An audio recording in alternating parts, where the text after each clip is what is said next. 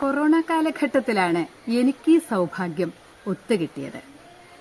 യോഗാചാര്യ ശ്രീജ ദീപക് ഓൺലൈനായിട്ട് യോഗ പഠിപ്പിക്കുന്നുണ്ടെന്ന് ഞാൻ കേട്ടു. അപ്പം ഞാൻ ഫോണിലൂടെ സംസാരിച്ചു. എനിക്ക് മെഡിറ്റേഷൻ അത്ര മോഹമുണ്ട്, അതിനൊരു ക്ലാസ് കിട്ടുമോ എന്നുള്ളതാണ് ഞാൻ അന്വേഷിച്ചത്. അപ്പോൾ പറഞ്ഞു, യോഗ ക്ലാസ്സിനോട് ചേർന്ന് എല്ലാ ദിവസവും കുറച്ച് സമയം മെഡിറ്റേഷൻ കൊടുക്കാറുണ്ട്, അതല്ലാതെ മെഡിറ്റേഷൻ മാത്രമായിട്ട് ചെയ്യണില്ല എന്ന് പറഞ്ഞു. അപ്പം ഞാൻ എന്താ വെച്ചാൽ 2 വർഷമായിട്ട് ഞാൻ മോഹിനിയാട്ടം പഠിക്കാൻ തുടങ്ങിയിട്ടുണ്ടായിരുന്നു. അപ്പോൾ എൻ്റെ ഫിസിക്കൽ എക്സർസൈസിന് അതുണ്ടല്ലോ, എനിക്ക് മനസ്സിനൊക്കെ ഒരു ശക്തി കിട്ടാൻ മെഡിറ്റേഷൻ പഠിക്കണം എന്നുള്ള മോഹമായിരുന്നു. അപ്പോൾ യോഗ പഠിക്കുക എന്ന് പറഞ്ഞപ്പോൾ ഞാൻ ആദ്യം ശ്രീജോടെ എൻ്റെ ആവലാതിപ്പെട്ടിനെ തുറന്നു വെച്ചു. വെർട്ടിഗോ എനിക്ക് പേടിയുണ്ട്, അതുപോലെ എൻ്റെ 2 ചെവിയിലും സ്റ്റെപ്പിസ് മാറ്റിവെക്കൽ ശസ്ത്രക്രിയയ്ക്ക് വിധേയമായിട്ടുണ്ട്.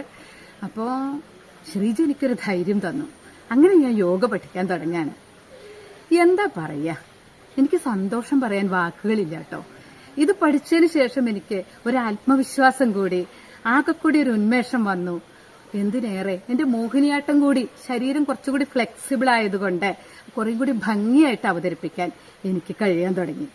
പിന്നെ മെഡിറ്റേഷനെ പറ്റി ഞാൻ എന്താ പറയാ, അത് വേറൊരു ലെവലാ. അത് അനുഭവിച്ചു തന്നെ അറിയുള്ളൂ കേട്ടോ. ഇങ്ങനെയൊക്കെ പറയുമ്പോൾ ഞാൻ ഇപ്പോഴും ആശാന്റെ വരികളാണ് ഓർക്കാറുള്ളത്.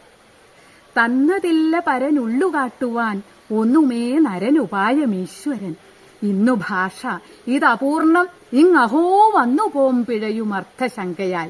അതുകൊണ്ട് ഞാൻ കൂടുതലൊന്നും പറയുന്നില്ല, ഒരു കാര്യം മാത്രം, അനുഭവം ഗുരു.